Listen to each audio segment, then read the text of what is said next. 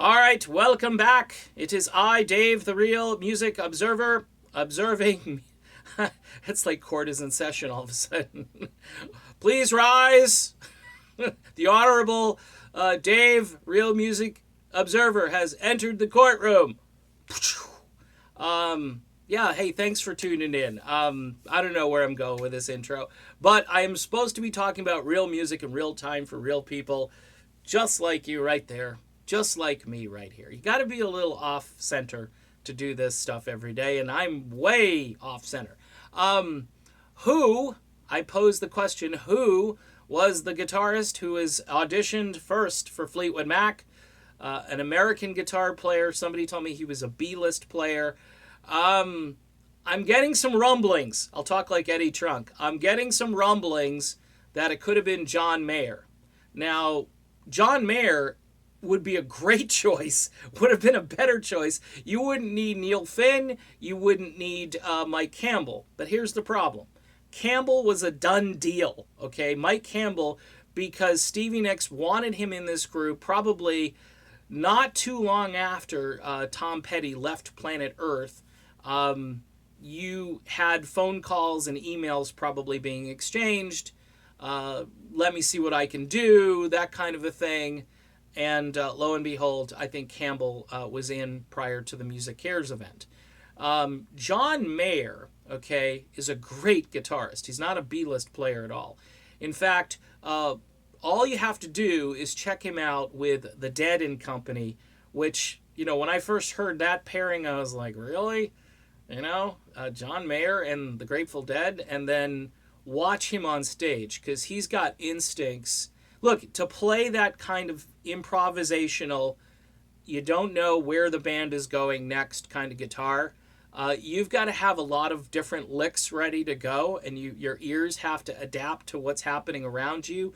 You've got to, this isn't like, paint by numbers music. This is what I consider to be some of the finest music, believe it or not, that is being played out there, and that is in a situation like The Dead and Company. Whether you like the Grateful Dead or not, I'm just saying the style really requires a lot of brain activity. And John Mayer has demonstrated that he is a great guitar player. Different style, and yes, he's not Lindsey Buckingham. I will keep saying that over and over again. But I think John Mayer would have plugged this hole left by Lindsey, and I think the name ID and the cachet would have brought a generation of John Mayer fans over. Whereas Neil Finn, let's be honest, he's kind of a washed up 80s guy.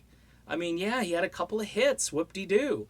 But John Mayer has a legion, all right? And my guess is if John Mayer did audition, he probably had some demands. The band would be touring right up until his tour with the Dead and Company started, and then now you've got this Australian leg, so that wouldn't have worked out. And I think the band probably said, no, logistically and financially, this probably isn't going to work out for us, because I think Mayer would have definitely cut down some of those profits, because look, he would have gotten a big paycheck. His price tag would have been much higher than that of Neil Finn. I think the 12 million number that Lindsey cited, that would have been like a starting negotiating point for John Mayer.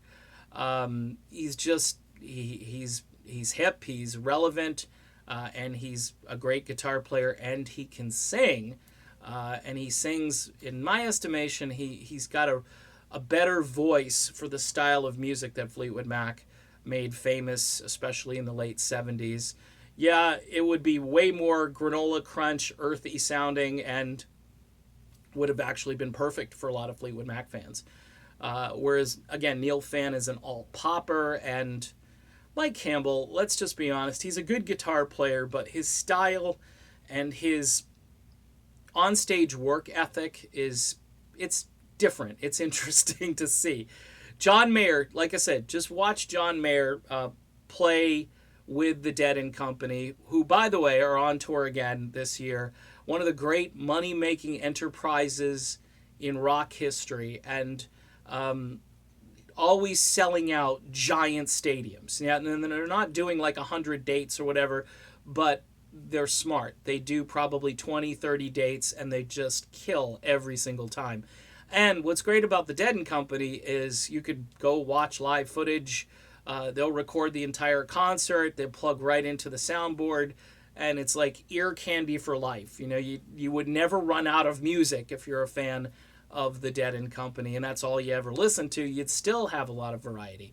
So that's my speculation. John Mayer, I think, might have been the guy. And if he wasn't, he should have been considered because he would have been a great choice. All right, done with this video. Be back soon.